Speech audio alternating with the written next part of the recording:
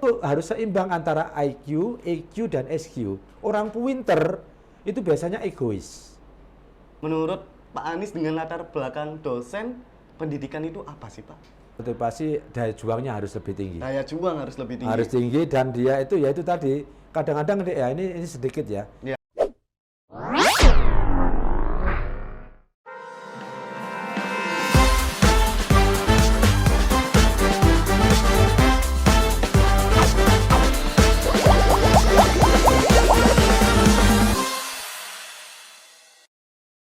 Letnan Kolonel CKM Anies Ansyori, SPC MMRS Psikolog. Beliau adalah purnawirawan Tentara Nasional Angkatan Darat yang saat ini menjadi tenaga pengajar atau dosen dan juga merangkap sebagai Wakil Rektor 1 di Institut Teknologi Sains dan Kesehatan Rumah Sakit Dr. Supraun, Malang. Beliau adalah seorang tenaga pengajar dan juga seorang psikologi dan memiliki klinik psikolog. Kita sapa dulu narasumber kita pada hari ini. Selamat datang Bapak Anies. Selamat datang Mas Raffi. Oke, apa kabar Bapak Anies? Alhamdulillah sehat-sehat ya Mas Raffi Sehat. ya. Umur boleh tua? Iya, Tenaga semangat sehat? tetap muda itu ya. Oh, boleh siap. Bapak Anies. Iya. Di titelnya Pak Anies Ansyori ini ada MMRS. Iya. Itu saya baru dengar itu apa Pak? Titel apa itu kalau boleh tahu? Oke, saya jelaskan ya Mas. Boleh, boleh. Jadi itu S2 Mas. S2? Ya, S2, jadi saya setelah S1 itu saya mengambil magister rumah sakit Magister rumah di sakit. UB. Di UB? Universitas Brawijaya, Ya. saya angkatan kedua di situ. Jadi sekarang sudah angkatan berapa ya? Mulai tahun 2005, 2004 dibuka pertama kali, saya kuliah tahun 2005, jadi saya angkatan kedua di Brawijaya itu. Berarti baru waktu itu Iya, prodinya. ya betul. Sehingga alhamdulillah ya menempuh gelar itu sudah selesai itu, diberi gelar Magister Manajemen Rumah Sakit disingkat MMRS itu Mas. Oh, baru tahu saya Pak. Iya. 2004 berarti saya baru lahir. Iya, Pak itu. Ini sudah S2. Oke. Iya. Kalau itu Pak, kan biasanya S2 ya, psikolog itu kalau saya taunya itu S2 sekaligus profesi. Betul. Ini kan Pak Anies S2-nya Iya. Magister Manajemen Rumah Sakit. Betul. Tapi kok bisa ambil profesi psikolog? Gini, saya cerita ya. Boleh. Jadi psikologi itu dengan kurikulum yang sudah ada, akhirnya kan oleh Mendikbud itu harus orang itu profesi. Profesi psikolog. Nah, psikolog ya. Nah, akhirnya pada tahun sekitar 2000-an lah ya, itu dibentuklah S2, terserah nanti mungkin yang sudah ada itu namanya klinis ya, atau S2 yang lainnya. Jadi orang psikologi itu nanti kalau dia mau praktek, itu harus mengambil profesi, di mana harus mengambil S2. Nah, khusus yang angkatan saya, itu saya kan lulusnya S1 psikologi itu tahun 96. 96. Tahun 1996 itu saya lulus psikologi. Nah, waktu itu belum ada S2, tapi untuk persetaraan untuk mendapatkan profesi itu ada suatu namanya pelatihan psikodiagnostik selama 6 bulan, ya. Lalu nanti setelah itu diakuilah mempunyai gelar namanya psikolog tadi itu. Jadi saya akhirnya pakai kurikulum yang lama. Kurikulum lama itu adalah kurikulum S1 psikologi dengan suatu pelatihan tertentu mendapat sebutan psikolog. Sehingga saya tidak mendapatkan, kalau yang sekarang harus S1 psikologi dan MPsi, Magister Psikologi. Nah, kalau saya kurikulum lama itu S1 ditambah suatu pelatihan tadi itu sudah mendapat gelar psikolog dan untuk itu bisa digunakan untuk mengajukan STR. STR? Iya.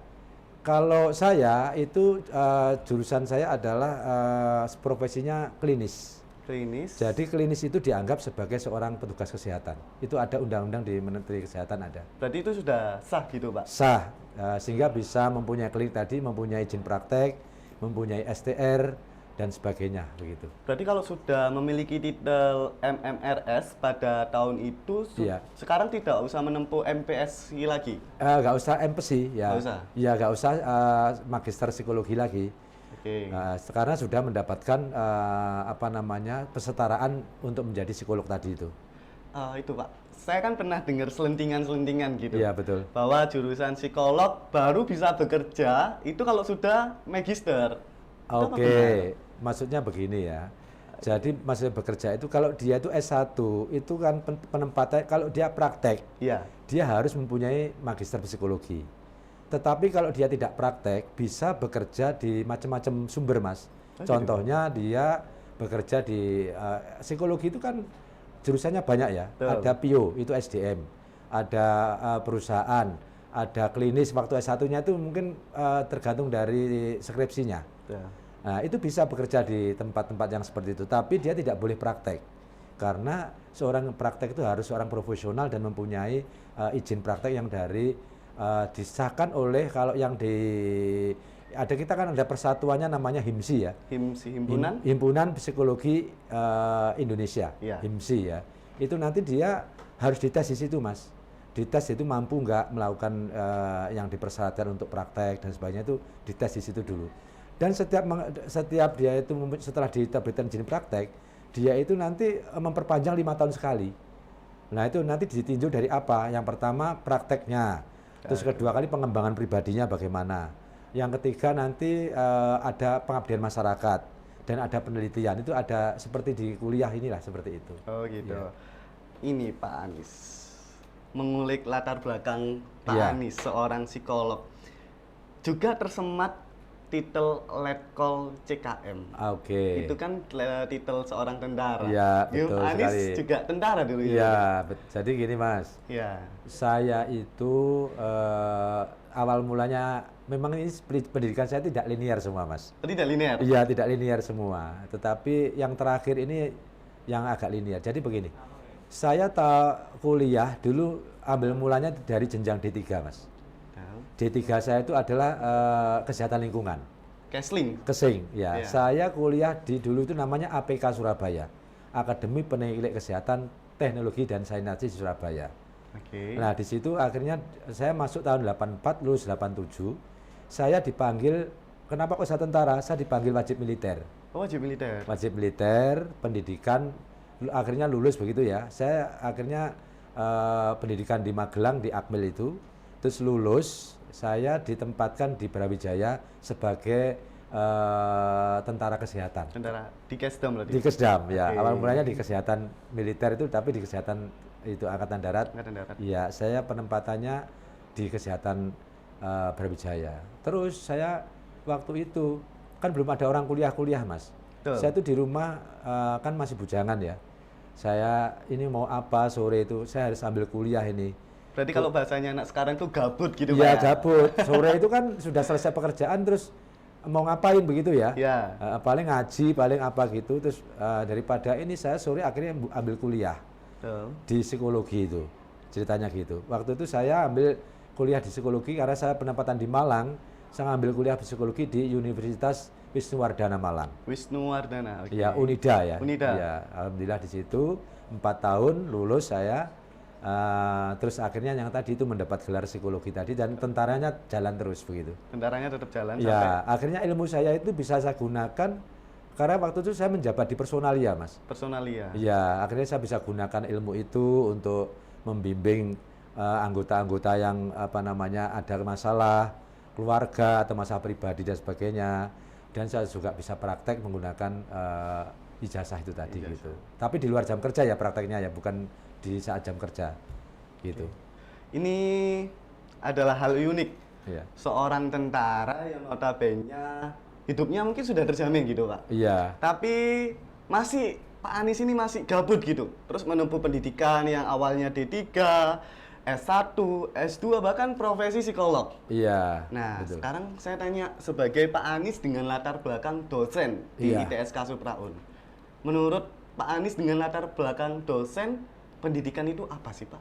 Oke, pendidikan itu kan sebenarnya sesuai Undang-Undang Sidiknas, Mas ya. Itu Iya. kan intinya untuk mencerdaskan bangsa kita ini, gitu ya. Betul. Banyak jalannya mencerdaskan itu dari pendidikan formal atau pendidikan non formal tentunya ya. Betul. Kalau pendidikan formal tentunya mulai dari SD, SMP, SMA, lalu S1 dan sebagainya gitu. Betul. Sesuai dengan profesi atau bidang-bidang yang diinginkan begitu ya. Tapi kalau pendidikan non formal banyak pelatihan-pelatihan yang bisa dikembangkan untuk manusia itu menjadi lebih berkembang atau lebih berdaya guna demi kepentingan bangsa dan negara gitu, Mas. Kalau menurut latar belakang Pak Anies sebagai psikolog, pendidikan itu apa? Oke, pendidikan itu kalau bagi saya ya, ini yang normal, yang menurut Mas Raffi ini pendidikan yang apa? Kita kan tadi sebutkan formal dan informal ya. Ini yang umum atau yang bagaimana maksudnya? Yang umum. Baik. Kalau pendidikan umum, kalau psikolog ini kan jadi begini Mas, manusia itu kan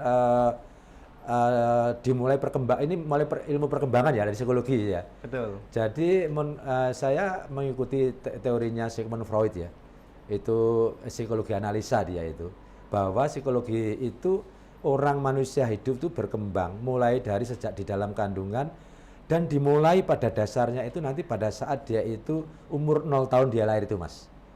Kepribadiannya dimulai dari situ. Nah sehingga kenapa kok ada pendidikan itu perlu? Karena memang pendidikan itu digunakan untuk manusia berkembang ini menjadi manusia yang paripurna begitu. Berdaya guna. Berdaya guna tadi itu di situ. Karena apa? Pendidikan nanti mungkin untuk adik-adik yang mahasiswa ini ya yang belum punya suami atau istri begitu ya. Tentunya ke depan kan perlu mempertimbangkan lebih baik ya. Jangan sampai nanti anak kita itu lebih rendah daripada kita, harus lebih tinggi daripada kita. Itu melalui pendidikan.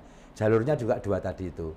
Sehingga nanti kalau sudah tahu pendidikan ya, minimal nanti untuk kita atau untuk keluarga kita yang terkecil ya, keluarga itu nanti kalau mempunyai suatu anak dan sebagainya itu bisa dikembangkan menjadi lebih baik. Nah perkembangan itu dimulai dari apa? Dari 0 sampai 1 tahun. Itu namanya nanti masa oral ya. Masa oral. Ada lagi nanti 1 sampai 2 tahun namanya masa anal. Ada 2 sampai 4 tahun namanya masa falik. Terus nanti ada masa anak-anak dan sebagainya. Nah nanti kalau orang tuanya itu bisa tahu pendidikan, otomatis anaknya itu insya Allah ya akan berkembang dengan baik begitu Mas. Iya. Tapi kan gini Pak, kalau psikolog itu kan tidak boleh dipaksa. Sedangkan pada saat itu ada undang-undang pemerintah yang mewajibkan sekolah 9 tahun. Kalau dari segi psikolog memandang hal itu seperti apa Pak? Nah, tentunya kan pemerintah juga membuat suatu aturan seperti itu kan sudah dipertimbangkan ya Mas ya. Tapi memang ada plus minusnya, itu ya. Soalnya nanti kalau tidak tentukan ada pendidikan 9 tahun mulai SD sampai SMP itu kan 9 tahun ya. 9 tahun. Ya itu kan sudah ditentukan itu biar berkelanjutan. Sehingga kurikulumnya itu sudah ditentukan, oh anak sekian sampai sekian itu harus seperti ini. Tapi pada dasarnya kalau seorang psikolog menilai ya, anak-anak itu sebenarnya harusnya itu lebih banyak bermain. Lebih banyak bermain. Tapi di Indonesia ini Nyun Sewu kadang-kadang itu dia mulai TK itu kadang-kadang kan menitip anak ada PAUD, ada TK itu ya. Itu TK itu harusnya bermain, tapi kadang-kadang sudah diberi PR, sudah diberi ini sehingga kan itu mempengaruhi perkembangan kepribadian dari anak ya. Gitu. Oh enggak, kalau enggak jauh-jauh anak saya sendiri juga begitu kan. Saya kalau bilang orang-orang itu nanti kan saya enggak praktek ya. Ini kan memang saya praktekkan terhadap keluarga saya sendiri ya. Alhamdulillah Mas, anak saya yang pertama itu sudah lulus kedokteran gigi ya, sudah bekerja. Kalau yang nomor 2 ini sekarang sudah usia sekarang S2 di UB. S2. Lagi ambil peternakan di UB, ambil S2 ya. Itu juga saya bisa menilai kepribadiannya itu lain. Kalau anak yang pertama dulu ya, itu karena saya itu di Malang dengan istri saya kan juga orang luar kota Malang ya Mas. Istri saya guru, saya nggak punya pembantu waktu itu, saya tentara sama kerjanya gitu. Terus bagaimana sih punya anak kecil itu gimana anak ini bisa baik itu akhirnya apa? Diajak akhirnya karena nggak punya pembantu, anak ini dibawa waktu kecil TK itu sudah TK sih ya, itu diajak ibunya ke sekolah. Terus ngantuk setelah pulang TK itu ditidurkan di ini, perkembangannya kurang bagus Mas. Yang pertama. Yang pertama itu karena dia itu harusnya kan bermain dia. Bermain. Ini terus begitu pulang dari TK itu sudah dihadapkan kepada anak sekolah, anak ini akhirnya boring. Akhirnya kepribadiannya sih ya baik ya, tapi ya bisa kita atur, tapi kurang mood kadang-kadang dia itu ada emosinya. Mood swing gitu Pak. Iya, kadang-kadang itu bad mood lah kadang-kadang. Iya, bad mood. Iya. Tapi yang nomor 2 itu enggak sudah. Terus Nyun Sewu dulu waktu kecil ya, makanya masa oral itu perlu Mas. Masa oral itu maksudnya menyusui itu loh Mas. Menyusui. Makanya mohon maaf di Islam itu kan ditentukan menyusui itu maksimal 1,5 tahun ya. 1,5 tahun. Lah kadang-kadang kan sekarang kan enggak. Anak saya itu yang pertama disusui itu 6 bulan. Karena ibunya itu waktu itu jadi PNS di guru, terus sudah melahirkan itu akhirnya 6 bulan harus prajabatan, harus ini dan sebagainya itu. Akhirnya anaknya itu didot susu sapi akhirnya susu kaleng. ditambah susu kaleng, kan harus minum susu mas anak kecil. Iya. Air putih kan kurang bergizi ya. Betul. Nah itu Sadar seperti, Bapak kalau ini. iya, seperti itu. Akhirnya karena masa oralnya kurang, jadi gini mas, itu nanti tak jajarkan kembali loncat apa ya? Iya. Maksudnya Boleh. masa oral, masa falik itu maksudnya begini. Menurut Freud bahwa manusia itu terdiri dari id, ego dan superego. Betul. Itu adalah apa? Segala kemampuan atau segala kemauan yang harus dipenuhi. Sehingga kalau nggak dipenuhi, ini nanti pasti akan terjadi masalah. Nah ini di mana dipenuhinya? Tadi pada saat masa oral, anak saya kan tidak bisa maksimal ya, cuma 6 bulan, dari saya 1 tahun. Nah ini bermasalah di situ itu ya. Karena masa oralnya itu kurang ya. Kurang. Masa analnya juga kurang, masa ini ya. Masa anal, habis itu nanti orang itu ada ego. Maksudnya ego itu adalah sesuatu yang ada pada dirinya yang bisa dikembangkan begitu ya. Tapi melihat situasi yang ada, maksudnya peraturan pemerintah apa gitu ya. Terus ada namanya super ego, itu namanya peraturan-peraturan agama yang membatasi orang itu tidak boleh ini, tidak boleh itu dan sebagainya. Nah itu nanti kalau masa-masa yang tadi itu di perkembangan orang itu tidak dipenuhi, masa idnya kurang, itu kadang-kadang perkembangannya kurang bagus. Terganggu. Iya, saya juga praktek mas. Iya. Praktek itu, alhamdulillah pasien saya juga agak banyak sih ya. Berarti Pak Anies punya klinik psikolog. Punya klinik tadi yang disebutkan tadi itu, Iya. saya juga itu juga banyak yang kasus-kasus banyak mas yang seperti itu. Ya saya kalau kasus itu kan retro ya, ke belakang Iya. saya tanya dulu bagaimana waktu mudanya, waktu anak-anak bagaimana, apa ada trauma, itu ternyata banyak seperti itu mas. Berarti mempelajari hal yang belakang Iya. untuk dijadikan acuan ke depan. Karena psikologi itu kan ilmu behavior mas, Iya. ilmu perilaku kan. Perilaku. Bagaimana melihat perilaku orang itu tadi menjadi sekarang ini, saya pun juga banyak kelemahan sih ya. Tapi karena saya psikolog, mungkin karena saya pelajari itu dan saya banyak menangani kasus, saya menilai dari belakang dulu saya gimana. Itu akhirnya bisa ada suatu teori-teori yang bisa sebagai apa namanya untuk menerapi orang gitu mas, dengan seperti itu. Oke, Pak Anies. Pak Anies juga selain seorang dosen, tadi juga berbicara sebagai seorang ayah, yang dimana anak pertama dan anak keduanya berkuliah. Betul. Nah, mematahkan hal yang sering saya dengar. Betul. SMK seperti itu, gak usah kuliah nanti langsung kerja. Tapi juga kuliah itu penting, Pak Anies. Iya. Betul. Dan kalau dari segi Bapak sebagai dosen dan Bapak Anies ini sebagai seorang ayah, Iya. alasan kenapa kuliah itu sangat penting. Baik, ya mas ya. Ada pendapat yang memang pendidikan itu kan tidak harus formal atau informal mas ya. Betul. Informal pun juga bisa sebenarnya mas. Informal? Informal contohnya itu homeschooling. Homeschooling. Ya itu kan misalkan ada orang kebutuhan khusus itu kan dengan homeschooling ya. Iya. Tapi juga diajarin bakatnya apa dia, nanti kita dites dulu, oh bakat anak saya musik. Ketika di homeschooling itu, dia tuh pinter mas nanti akhirnya ke depan. Karena udah tahu pertama kali itu bakatnya, minatnya apa gitu.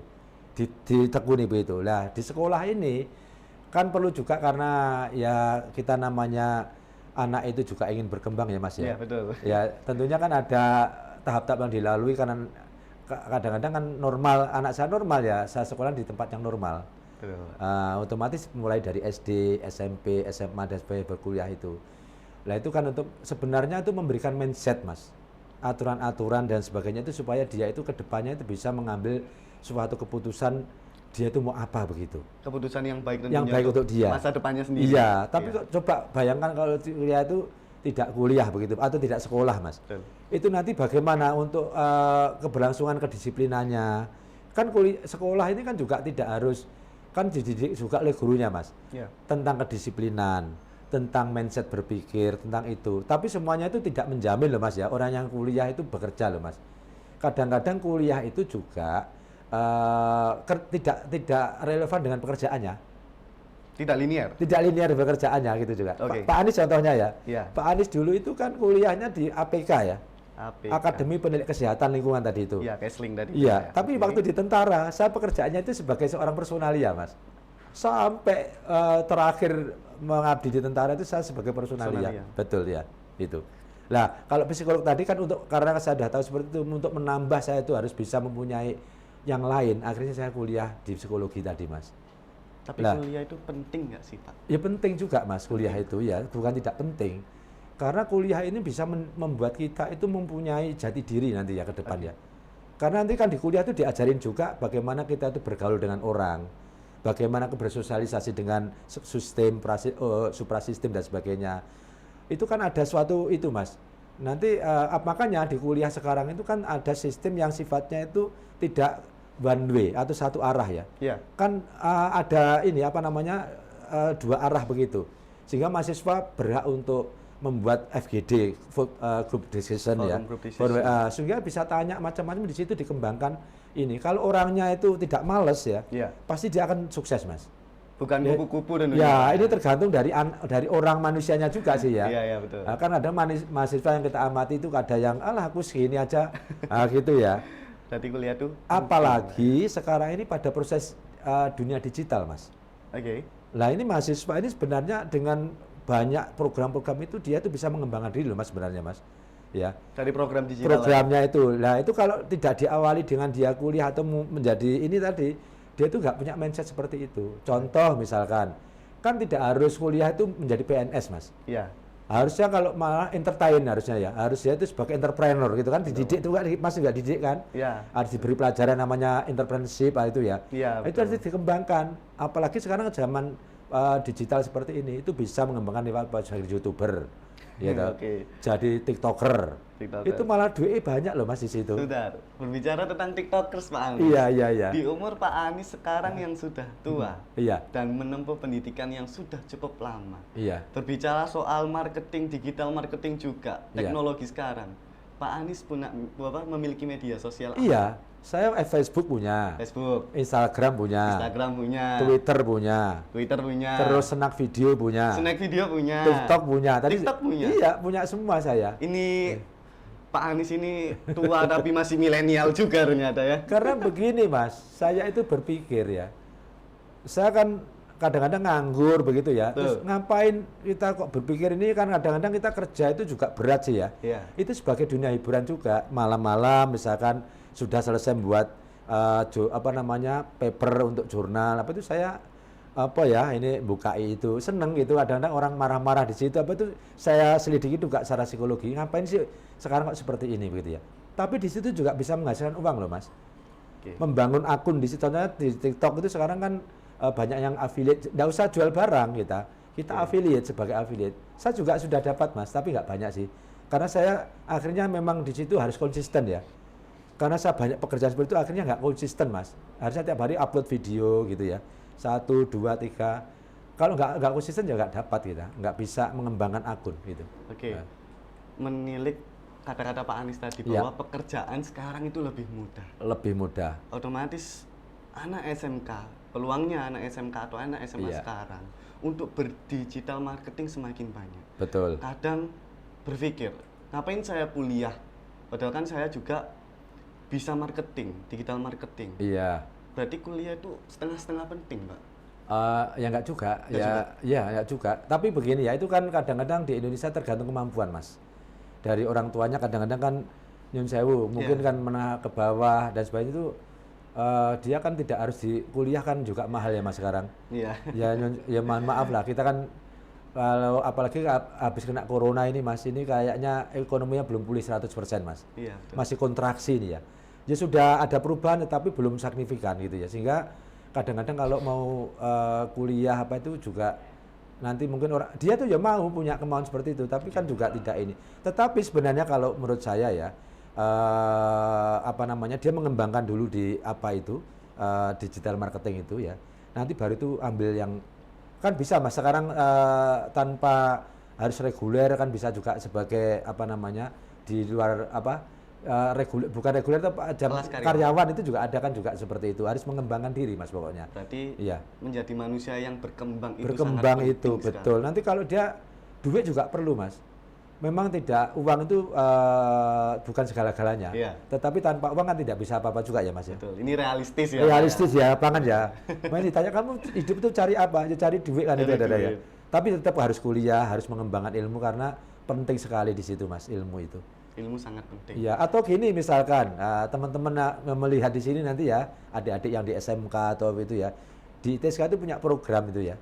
Kalau boleh tahu program apa? Program misalkan kuliah di ITSK, tapi nanti bisa berangkat ke luar negeri, bayarnya pakai itu juga bisa nanti. Oh gitu, tentunya Iya. dari kuliah itu Dari nanti kuliah bakal nemu menempuh program itu, kita punya program ke Jepang mas, ada. Oh, gitu. Ya nanti bisa disiarkan ini ya, supaya nanti oh apa sih ya, kalau mau jelasnya nanti datang ke ITSK, Oke. supaya bisa tahu program apa nanti kalau dia berminat, ayo kita lakukan seperti itu ya. Berarti kuliah sangat penting. Sangat penting Oke. untuk dilakukan seperti itu ya. Pak Anies, saya menemukan studi kasus Iya. perihal opini banyak lulusan sarjana yang mengeluh bahwa lulusan sarjana, lulusan S1 kalah saing dengan SMK atau STM. Ini opininya Pak. Ramai cerita lulusan UI kalah saing dengan lulusan STM yang melamar kerja. Itu bagaimana gitu ya? Iya. Itu kita tinjau dari psikologi, tinjau dari pendidikan juga Betul, mas ya. Itu dari psikolog ini, dulu ini deh Pak. sangat menarik loh kalau Oke. apa namanya seperti ini tadi itu ya saya lihat itu ya. Jadi begini mas, makanya mohon maaf ya, ini Iya. saya bukan mengkritik atau apa, ini kenyataan yang ada anak Real, saya. realnya itu Realnya seperti aja saya nggak cerita sama orang lah. Iya. Anak saya sendiri aja nggak usah cerita sama orang, nanti kan dipikir hibah atau ini ya. Kan gitu ya. Jadi begini mas, kalau generasi saya, itu Iya. generasi dibagi ya mas ya. Generasi tua, ada generasi namanya GZ ya. Gen Z. Gen Z itu sekarang Gen Z. usianya masih 42 nggak salah ya. Iya. Ada milenial itu, generasi sama itu milenial ya. Iya. Lah itu generasi berbeda-beda. Jadi gini mas, kalau generasi saya ke bawah, itu daya juangnya itu sangat tinggi mas. Jadi contohnya kuliah ya, dilepas saya dulu ya kan orang tua saya itu bukan orang yang mampu banget sih. Ya. Lalu kakak saya kuliah, 5, orang tua saya kuliah pas barengan untuk waktu lahirnya itu jaraknya nggak jauh-jauh mas. Berarti dekat-dekat. Dekat-dekat, jadi kuliah semua.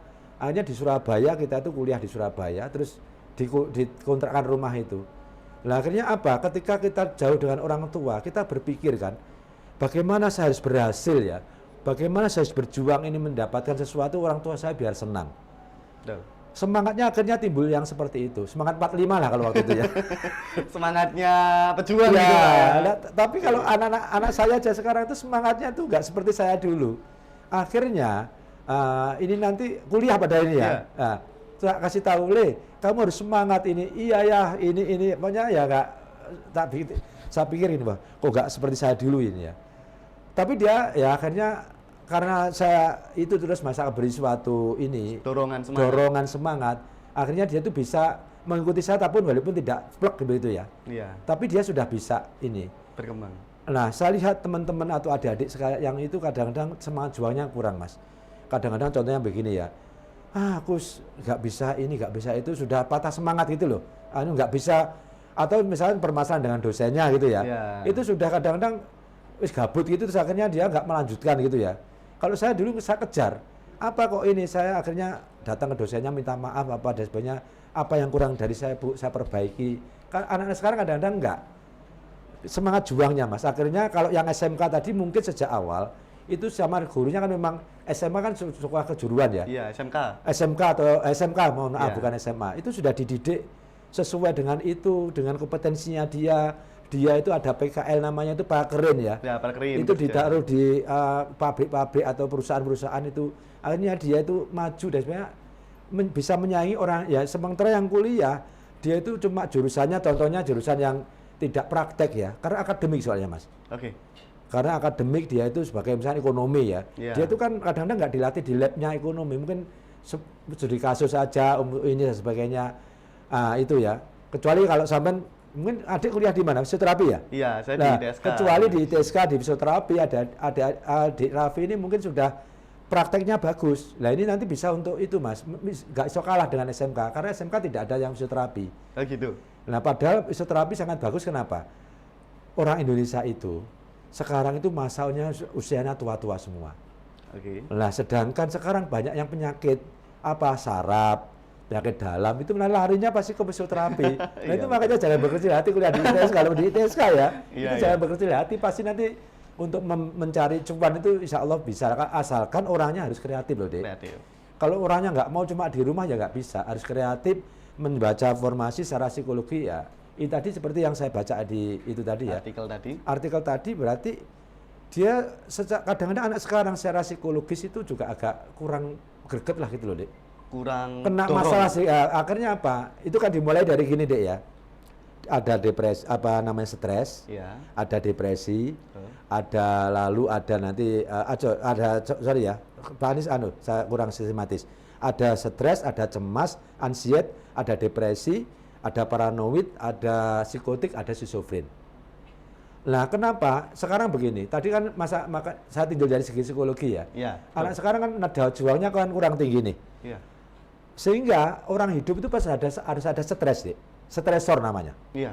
Itu harus ada gitu, kalau nggak ada stresor kita nggak bisa hidup. Berarti kalau orang stres itu wajar gitu. Nah, stres tapi harus bisa mengelola. Ngontrol stresnya tadi. Yang ngontrol stresnya. Oke. Contohnya di sekolah, di baik gurunya, dosennya, "Kowe tugasmu ini, tugasmu ini, tugas." Itu kan juga stresor kan? Iya, pasti. Lah kalau enggak, aduh aku kok jadi seperti ini ya. Wis aku tak males saya ini, akhirnya kalau males jadi nggak bisa. Tapi kalau stresor tadi itu bisa ditangani. Oh, saya di ini harus ini cepat segera diselesaikan. Minta dosen lagi apa biar pinter misalkan itu ya. Iya. Itu akhirnya tidak stres menjadian. Tapi kalau stresor tadi itu tidak bisa ini, itu menjadi stres. Kena tekanan-tekanan itu menjadi stres. Kalau bisa dikelola dengan baik dia akhirnya dia itu normal. Kalau nggak dikelola, dia menjadi namanya ansiet, Ansiet. cemas. Cemas. Nah, contohnya tadi ini ya saya jauh-jauh tentang pelajaran itu ya. Kalau nggak bisa diselesaikan, akhirnya kan besok sama dosennya ditagih. Kan ketemu dosennya jadi takut. Jadi ini cemas, akhirnya kan si ansiet. Aduh, aku belum menyelesaikan sih, nanti gimana dengan dosen ini? Nah, itu penyakit ini jadi ya. Oke. Akhirnya jadi seperti itu kan ya itu ya. Berarti wajar nggak sih, Pak? Ya. Bahwa sarjana itu karena tadi daya saingnya kurang jadi kalah dengan anak SMK. Bisa seperti itu, Dek. Tapi sebenarnya kalau dia bisa memanfaatkan potensi ini kan sudah di kampus itu kan sudah ada kurikulumnya ya. Iya. Dan sudah diarahkan nanti dia akan menjadi apa begitu. Kompetensinya dia itu lah. Dia itu bekerja dengan atau berkuliah dengan benar-benar dan serius, insya Allah tidak akan kalah, Dek. Karena dia sudah punya knowledge ya. Iya. Tingkatannya kan berbeda, ini vokasi SMK itu ya, itu kan disuruh bekerja toh dia. Iya. Kalau yang perguruan tinggi tadi lulus kan untuk menjadi seorang pendidik atau pemikir dan sebagainya gitu. Sehingga berbeda, Dek. Oke. Ha. Pak Anies, terkadang kita yang sarjana karena dia lebih berpikir knowledge tadi, ilmu, tapi juga seorang sekarang lebih berpikir bahwa pelatihan itu lebih penting daripada ilmu. Itu menurut Pak Anies gimana? Pelatihan. Pelatihan lebih penting daripada ilmu sehingga anak SMK tidak mau melanjutkan kuliah padahal tadi kuliah adalah sangat penting. Contohnya apa pelatihan bagaimana misalkan? Misal kalau SMK balai pelatihan kerja tadi, Baik. pembuatan kue. Oke. Padahal di kuliah juga ada jurusan tata boga, Tata S1 boga, tata betul boga. ya. Jadi nggak lanjut gitu, Pak. Oke. Ya Padahal itu sama-sama ada. Itu tapi begini loh, Dek Raffi, itu Iya. kan tergantung dari orangnya juga ya. Tapi suatu saat saya yakin walaupun dia sudah bekerja seperti itu pasti dia ingin melanjutkan yang lebih tinggi lagi. Suatu saat nanti. Karena dia sekarang ini kan ditinjau dari segi keuangan keluarga, mungkin ya ingin membantu orangnya dulu ya. Iya. Orang tuanya dia kan anak berbakti mungkin karena itu kan pengen membantu ekonomi orang tua. Bisa. Pengen apa itu sehingga dia sementara ini fokus itu dulu. Tapi saya yakin manusia itu soalnya begini deh, ada teori Maslow ini secara psikologi ya. Diagram Maslow itu. Ada tuh teori yang piramid itu. Iya, teori Karena piramid. pertama dia itu kebutuhannya biologis. Iya. Ya makan, minum apa itu ya. Terus nanti kedua kali udah terpenuhi semua, duitnya udah banyak. Pengen kedua yang namanya keamanan. Keamanan. Ada. Yang ketiga nanti ada namanya estetik. Iya. Kebutuhan tentang ini. Lah akhirnya yang di atas itu sendiri namanya self actualization needs. Dia itu ingin diakui. Iya. Duitnya oke, tapi kalau nggak diakui, lah makanya dia pengen melanjutkan sekolah. Suatu saat pasti ada pikiran seperti itu, Dek. Berarti skill penting. Iya, Ilmu ilmu juga penting. Karena mungkin sekarang ini nggak bisa menjudge seperti itu ya. Mungkin dia tadi yang saya katakan di depan tadi bahwa ingin membantu perekonomian keluarga, adik-adiknya pengen ini, dia mungkin anak tertua atau pengen dan sebagainya gitu. Oke. Pak Anies berbicara soal ilmu penting, skill juga sangatlah penting Betul. di era sekarang. Nggih. Tapi terkadang sebagai mahasiswa kita lelah fisik, lelah mental, Betul. seperti itu. Terkadang juga banyak kurikulum yang harus dikejar. Kurikulum baru dari pemerintah. Kita kan jadi ya kepikiran gitu Pak, Iya. lanjut nggak sampai akhir. Lalu seperti skripsi sebagai syarat tugas akhir. Iya. Saya punya kasus Pak, mahasiswa itu bunuh diri karena skripsi. Jadi ini Pak, bisa dilihat. Iya. Diduga stres tugas kuliah, mahasiswi di Yogyakarta bunuh diri. Seperti Oke, itu iya. wajar atau seperti apa Pak? Lah, makanya Dek, sekarang kan begini ya Dek ya, itu tidak bisa dinilai bahwa karena skripsi dia bunuh diri. Tidak bisa dinilai Tidak, karena skripsi. Iya, itu kan cuma satu orang, kan tidak semuanya yang karena skripsi itu bunuh diri kan, tidak ada gitu kan. Tapi lelah mental itu. Oke, saya akan jelaskan sekarang secara teori psikologi ya. Oke. Tadi kan Pak Anies bilang tadi bahwa manusia itu harus perlu stresor untuk bisa kita berkembang. Ya. Oke. Nah, ketika tadi ini tidak bisa dilakukan, otomatis kan menjadi stres, lalu cemas, lalu depresi dan sebagainya itu ya. Betul. Mungkin ini saya tidak tahu kasusnya yang dicantumkan ini ya. Saya mungkin juga dari beberapa pasien-pasien saya suicide ini ya, ingin bunuh diri itu sebenarnya tidak langsung Dek. Itu ada tahap-tahapnya. Ada tahapnya juga. Direncanakan ya, bunuh diri itu tidak langsung tahu-tahu jojo itu bukan ya. Atau dia minum racun itu bukan. Itu pasti ada permasalahan yang mengakibatkan dia seperti itu. Itu sudah dirancang sama dia itu untuk bunuh diri itu. Kan mungkin bunuh diri dia pakai apa, misalnya loncat tembok atau dia itu misalkan minum baygon gitu ya. Itu sudah tidak direncanakan. Di samping mungkin yang lainnya ya. Ini mungkin begini Dek ya. Di samping dia itu tadi lemah di dalam itu tadi ya. Jiwa-jiwanya tinggi kan akan menjadikan lemah. Iya. Itunya Dek ya. Itu mungkin ada peristiwa di keluarganya, dengan temennya, dengan dosennya atau dengan apa kan kita tidak tahu. Oke. Tapi mungkin yang disebabkan di sini setelah mungkin kuliahnya ini dia kan semester itu dibatasi ya Dek. Iya. Kalau S1 kan sampai 12 semester ya. 12 semester. Nah, ketika dia itu mungkin yang tadi itu tidak diselesaikan itu, atau mungkin dosennya kan waktu skripsi itu kalau salah mulai semester berapa Dek? Semester 6 ya? 6 sudah mulai ada metodologi penelitian kan? Iya. Lalu nanti jam 7-nya mulai proposal, lalu itu kan sudah mulai gitu Dek ya, diselesaikan. Mungkin dia waktu itu agak lengah atau gimana saya tidak tahu ya. Akhirnya menyebabkan dia itu ada tekanan orang tua ditanya, mungkin semesternya mau habis, sudah 12 nggak lulus-lulus, kok nggak lulus ada apa? Lah skripsi menjadi bangkeroknya dia akhirnya menjadi bunuh diri gitu. Tapi kalau menilik skripsi Pak, Iya. tidak apa ya, dosen juga kadang-kadang untuk dijadikan dia tempat curhat atau bercerita tentang skripsinya, dosennya itu tidak selalu ada. Baik. Itu gimana? Iya, Di sini banyak Bapak sekali begitu, kasus kan? seperti itu, Dek. Iya, Banyak betul. sekali itu kasus-kasus seperti itu. Bahkan di tempat Pak Anies sendiri mengajari juga, karena Bakres 1 itu kan bagian kurikulum, Dek ya. Bagian kurikulum. Iya, saya biasanya objek-objek atau apa ya, bahasa Indonesianya itu ya, Recokin lah. yang recokin orang, itu teman-teman ini ya, pembimbing itu ya. Iya. Kita kan ada jadwalnya begitu. Betul. Memang dosen itu ya sibuk juga, ada pengajaran, ada penelitian, pengabdian masyarakat juga begitu. Tapi ya kadang-kadang mahasiswa kan juga harus diperhatikan untuk, itu kan skripsi itu kan juga ada pembimbingnya Dek ya. Betul. Nah, ini harus dipenuhi juga begitu. Kadang-kadang mahasiswa itu kan posisinya memang lemah sih ya. Mau namanya mahasiswa Dek. Saya dulu jadi mahasiswa juga begitu. Posisinya. Tapi secara saya dulu itu walaupun lemah, saya itu kan kejar dosennya Dek. Iya. Saya itu kurangan saya apa? Lah sekarang kadang-kadang mahasiswa kan enggak begitu. Karena daya juang yang lemah tadi loh Dek. Iya. Mencari dosen satu kali nggak ada aja udah males, dia akhirnya nggak dicari lagi begitu. Terus kadang-kadang ya harus yang butuh mahasiswanya juga harus bisa menyesuaikan diri dengan dosennya. Tunggu aja. Tapi kadang-kadang ada kepribadian orang masing-masing ya Dek ya. Iya, betul. Yang dosen itu kadang-kadang yang juga enak begitu. Mungkin dia ada di rumah ada masalah nggak mood itu kadang-kadang dicurahkan kepada ini.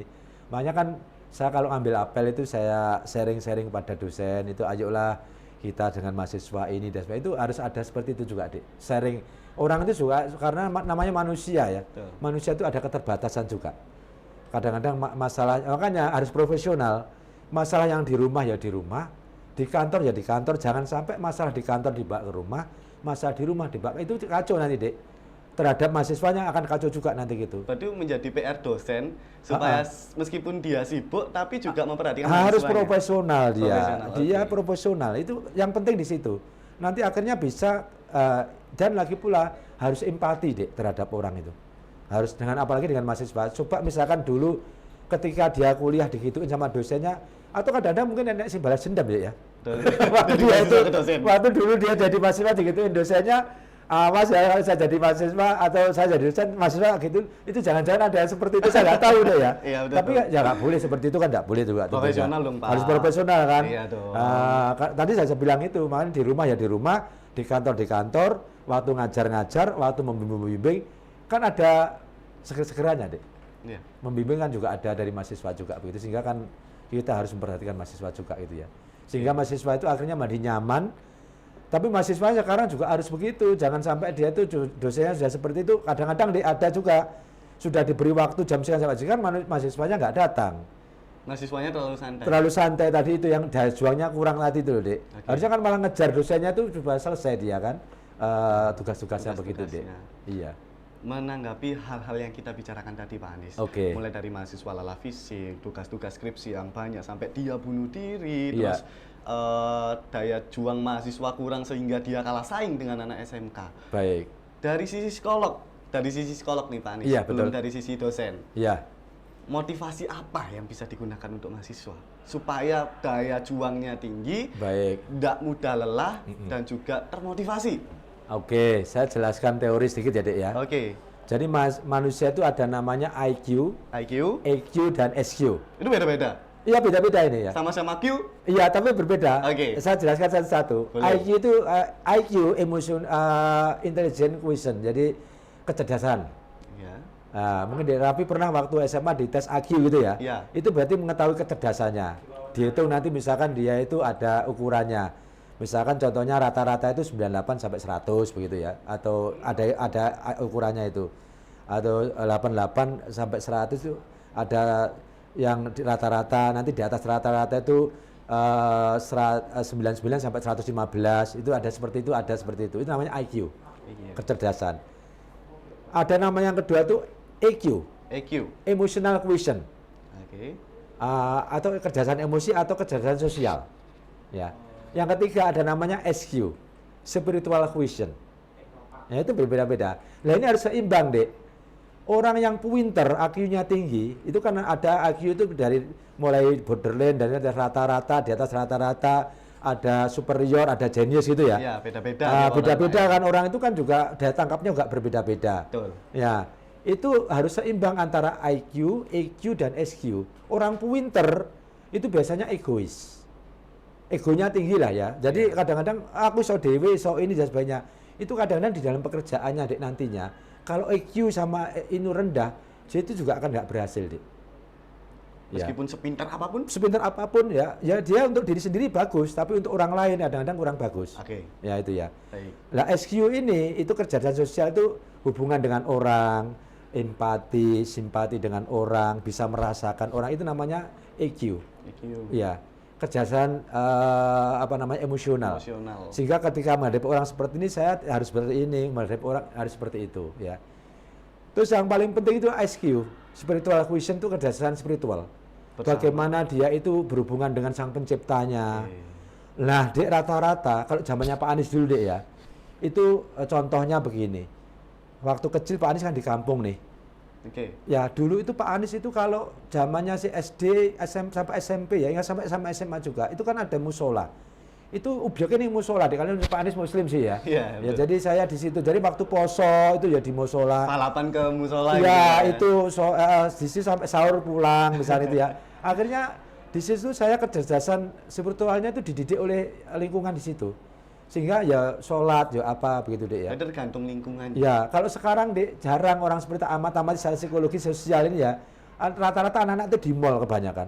Karena yang di musola itu yang saya ya, ini Iya, maaf betul. ini sebagai kita ya. Milenial lah, Milenial Pak, ya. kita itu kan rata-rata coba wis Dek Raffi bayangkan lah. Iya, Kan iya. jarang yang ke musola, ke masjid itu untuk Betul. tapi kalau sholatnya oke ya. Iya. Tapi untuk bersosialisasi itu loh, itu kan jarang ya. Kalau dulu saya setiap harinya setelah pulang itu ngaji di masjid musola sampai malam nanti belajar terus balik lagi padahal tidurnya di musola dulu itu. Iya seperti itu. Banyak kan rata-rata dulu orang-orang dulu gitulah itu di kampung sih soalnya ya. Oke. Kalau sekarang kayaknya lah itu akhirnya adik ini nanti berpengaruh. Makanya kalau bisa antara IQ, EQ dan SQ itu harus seimbang. Di IQ-nya juga cukup. Kalau di Raffi ini saya kira kalau misal belum ngetes ya, itu pasti di atas rata-rata Oh, IQ-nya. belum tentu, Pak. Loh, bukan karena sudah bisa bersosialisasi seperti ini, mesti seperti itu. Oh, gitu. Iya, walaupun saya belum ngetes loh ya. Kalau dari sisi Bapak sebagai dosen, Betul. motivasi apa yang akan Bapak berikan kepada mahasiswa Bapak? Mahasiswa saya beri motivasi daya juangnya harus lebih tinggi. Daya juang harus lebih tinggi. Harus tinggi dan dia itu ya itu tadi kadang-kadang ya ini sedikit ya. Iya. Anak-anak sekarang itu attitude-nya ya itu agak kurang deh. Sikap. Ya sikap, attitude itu sikap ya. Iya. Sehingga nanti EQ-nya menjadi kurang. Attitude-nya begini, contohnya dengan orang tua aja ya. Iya. Kadang kalau saya dulu kan orang Jawa deh ya, orang Iya. Jawa. Satu boso dengan bapak itu kalau mau pergi itu, Pak saya nyun sewu, saya pamit nggih. Saya ke sini, pulangnya jam berapa le? Saya jam sekian pulang Pak. Ya saya kalau pulang ya pulang betul deh. Lah Waktu gitu, ya Pak, anak ya. kadang-kadang anak saya bukan orang lain aja ya. Pak saya mau keluar. Kadang-kadang ya izin deh pamit. Pulangnya jam berapa le? Jam 12. Kadang-kadang jam 3 baru pulang. Le. Milenial banget lah, Pak. Ya seperti itu. Tapi saya ya menyadari ya sudahlah. Tapi ya nanti nggak boleh dimarahi langsung deh anak sekarang itu. Kalau langsung dimarahi itu langsung berarti dia tuh langsung anak sekarang itu langsung bisa hopeless lah gitu ya. 12. Harus nanti biar itu baru nanti saya dudukkan besoknya saya tanya, loh kemarin kok katanya jam 12 kok pulang jam sekian, ke dari mana aja le saya gitu. Oh dari ada alasan ya, yang masuk akal berarti saya kalau enggak ya saya akan arahkan. Kalau bisa jangan seperti bahaya le, nanti gini-gini kalau malam-malam pulang itu kan ini dan sebagainya gitu. Ya ini seperti itu dek. Anak sekarang pokoknya gampang ceklek hati lah dek. Oh gitu. Nah itu tadi karena memang itu tadi. Baperan gitu, Baper Pak. atau ya baper atau gabut ya istilah sekarang Baper, ya. baper. Baper ya. Ya, bawa perasaan gitu. Bawa Pak. perasaan sih ya itu jangan harus yang mental juang yang tinggi, Mental juang yang tinggi, berusaha yang keras. Usaha keras. Terus lagi pula sama orang tua atau yang lebih tua itu saling menghargai, saling hormat itu kan ada AC asuh dan apa deh asah itu ya, AC asuh gitu, Pak, AC ya. asah asuh itu ya itu harus dikembangkan juga ya. Oke. Attitude-nya yang kadang-kadang agak nyon sewu berkurang di ini ya. Nggak tahu itu dari apa penyebabnya, Pak Anies juga masih menyelidiki ini ya. Oke. Itu. Pak Anies, Ha-ha. dua kalimat terakhir. Iya. Dua kalimat terakhir sebelum kita menutup podcast hari ini. Oke. Untuk mahasiswa, dua kalimat. Dua kalimat ya. Mahasiswa harus semangat Oke. berjuang. Berjuang. Tambah lagi boleh ya, Dek, ya? Boleh, terus. Iya, harus lebih meningkatkan spiritualnya. Spiritual harus ditingkatkan. Harus ditingkatkan itu baik agama apapun harus ditingkatkan. Oke. Ya. Karena Oke, Pak. tanpa itu kita tidak akan bisa melakukan yang lebih baik, Dek. Baik. Soalnya begini, ini saya tambah lagi nggak Oh, apa-apa ya? boleh. Kalau belum ditutup nih ya. Oh ya belum. Nah ini nanti di dalam tes kesehatan jiwa, Dek, Oke. itu namanya biasanya ada ego strength. Ego strength. Ego strength rendah itu kerapuan jiwa. Oke. Disebabkan banyak terakhir saya tanya apa sih, Dek? Saya tanya tentang, mohon maaf, Bapak agamanya apa? Oh saya Islam gitu ya. Sholatnya bagaimana? Ya maaf Pak, saya bolong-bolong Pak itu. Lah ini itu akhirnya saya arahkan pertemuan yang kedua sudah bagus, Dek. Dia meningkatkan itu tadi. Yang agama yang lain, contohnya agamanya Kristen, saya tanya, agamanya apa? Saya agamanya Kristen Pak. Sering ke gereja? Enggak. Sering berdoa? Enggak. Lah itu akhirnya menjadi jiwanya rapuh, Dek. Yaitu nanti kerapuhan jiwa inilah dia akan menyebabkan dia tuh gampang terpengaruh, gampang terombang-ambing, gampang tadi yang kena stres dan sebagainya itu Dek. Gitu Pak ya. Iya. Kata-kata motivasi. Motivasi yang terakhir itu tadi ya. Baik. Ya. Terima kasih kami ucapkan kepada Bapak Anies Iya. atas sharing dengan saya curhat. Iya. Saya sebagai mahasiswa, Bapak sebagai dosen, ayah dan juga Ya, betul. psikolog. Iya. Terima Terus mohon kasih. maaf kalau ada kurang-kurang lagi nanti mungkin bisa dilanjutkan ke ada waktunya nggak cukup mungkin ya. Kesempatan yang lain mungkin bisa kita ngobrol-ngobrol lagi yang lebih banyak lah, Dek. Baik. Tentang kasus-kasus di masyarakat itu tadi mahasiswa ITSK ini kan banyak sekali itu ya. Betul. Seperti itu. Baik, terima kasih Bapak Iya. Anies Ansori dan terima kasih dan inilah Talk We On.